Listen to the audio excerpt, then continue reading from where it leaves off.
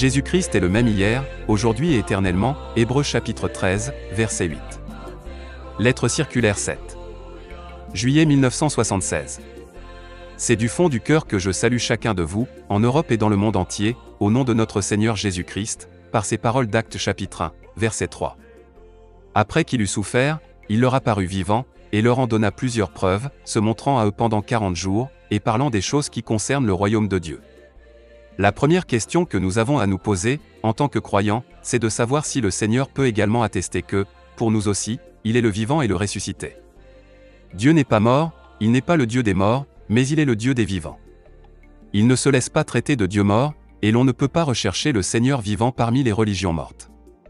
Personne ne le trouvera là. Le Seigneur est présent seulement là où il peut se révéler comme étant vivant, là où, par son esprit et sa parole, il suscite dans le cœur des hommes une vie nouvelle. Il est là où l'on accorde, à lui-même et à sa parole, une foi entière et une pleine confiance. Il a fait cette promesse, encore un peu de temps, et le monde ne me verra plus, mais vous, vous me verrez. Et voici, je suis avec vous tous les jours, jusqu'à la fin du monde. Dans les 4 évangiles, il nous est relaté de quelle façon le Seigneur Jésus a rendu sur la terre un puissant témoignage par son ministère. Il allait de lieu en lieu, faisant du bien et guérissant tous ceux qui étaient sous l'empire du diable, et il aidait tous ceux qui le cherchaient. Les apôtres purent témoigner plus tard que le Seigneur Jésus, après ses souffrances, sa crucifixion et sa descente dans le tombeau, était victorieusement ressuscité le 3e jour, car il s'était fait connaître aux siens de la même manière qu'auparavant. Il pouvait dire, « Tout pouvoir m'a été donné dans le ciel et sur la terre. J'étais mort, et voici, je suis vivant au siècle des siècles. Je tiens les clés de la mort et du séjour des morts. » La publication biblique de l'Évangile comprend ce que le Seigneur fit en ce temps-là et, simultanément, elle fait espérer que le même Seigneur se fasse connaître de la même manière dans son Église. Lors des dernières rencontres que nous avons eues avec les frères venus du monde entier, Golgotha était le centre de l'adoration.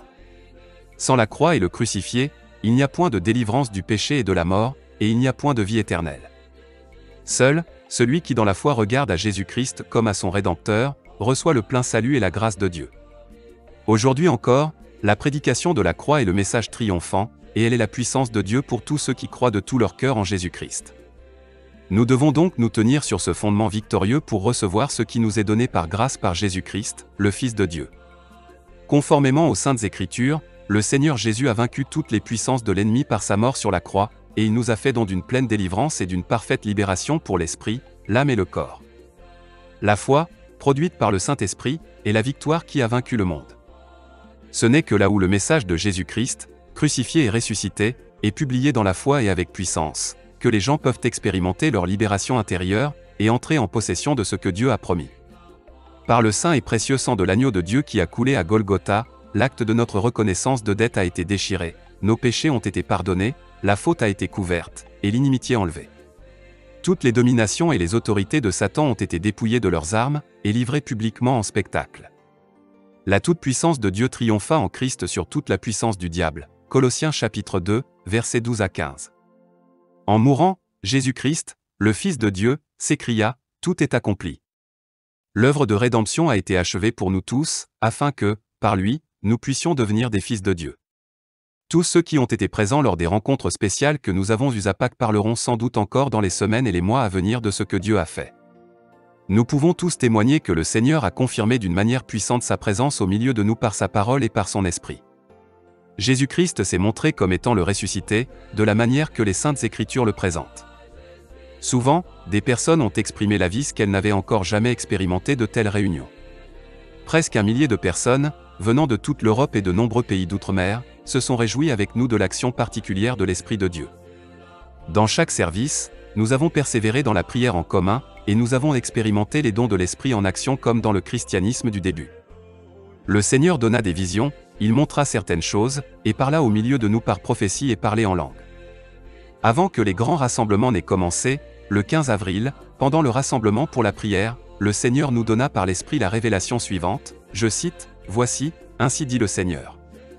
Mon peuple, sois plein d'assurance en cette heure.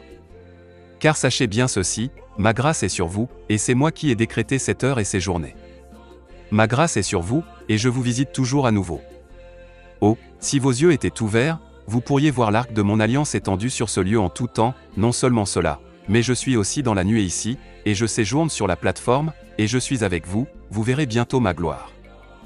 Et voyez, j'ai préparé la parure de ma fiancée, et, très bientôt, vous la recevrez dans la gloire. L'heure est proche. Mes enfants, prenez courage. » Fin de citation. Nous pourrions nous arrêter sur chaque phrase, et sur chaque pensée de cette prophétie, et entrer dans les détails. Nous étions tellement heureux que le Seigneur nous ait donné une telle confirmation pour ces rencontres. C'est bien le vœu de notre cœur d'être trouvés dans la seule volonté de Dieu, car précisément de nos jours, tant de choses sont faites qui se donnent pour être de Dieu. Nous ne voulons dire que ce qu'il a dit, et ne faire que ce qu'il veut. Notre désir consiste à n'être qu'une partie de ses plans et de ses œuvres dans ce temps. Non pas notre propre chemin, non plus notre propre volonté, mais toi seul, dispose de tout. Le Seigneur révèle au milieu de son peuple toujours à nouveau sa volonté par la parole et par l'esprit. Il confirme son alliance avec nous et nous visite dans son amour, et il nous réjouit par sa présence. De même qu'Abraham, nous aussi, nous expérimentons les promesses divines, et croyons ce que le Seigneur a dit.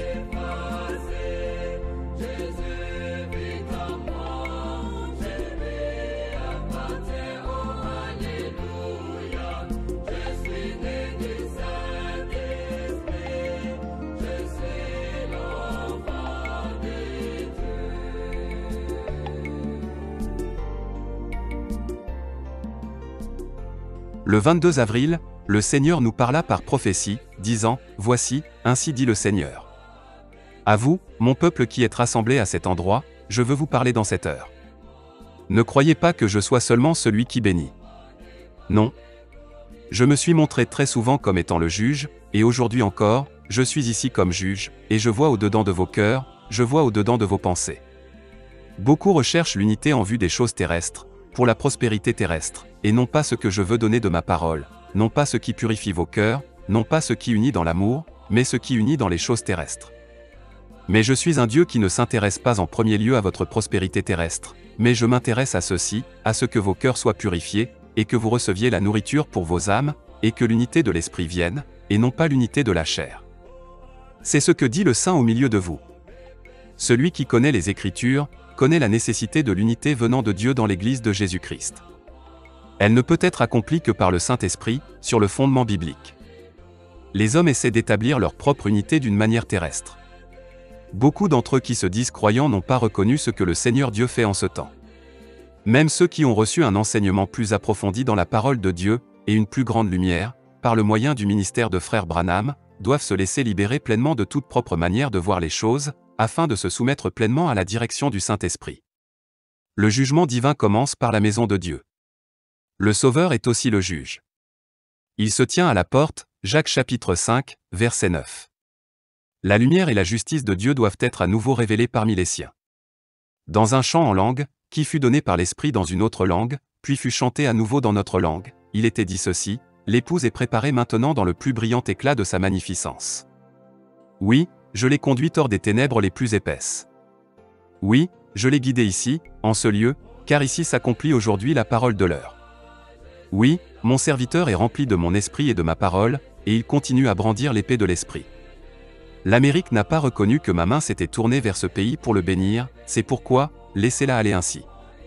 Il est très important que les croyants discernent l'action de Dieu et que, saisis par le Saint-Esprit et reconnaissant dans leur cœur, ils aient une part à ce que Dieu fait maintenant. Nous savons que l'Amérique a été bénie d'une manière toute particulière, mais nous savons tout aussi bien que Dieu appelle ses élus de tout peuple, de toute langue et nation. Chaque message envoyé par Dieu est parvenu aux extrémités de la terre. Le 15 janvier 1963, Frère Branham disait, « Pendant les 16 années durant lesquelles j'ai été sur le champ de mission, j'ai été réservé, dans ces choses.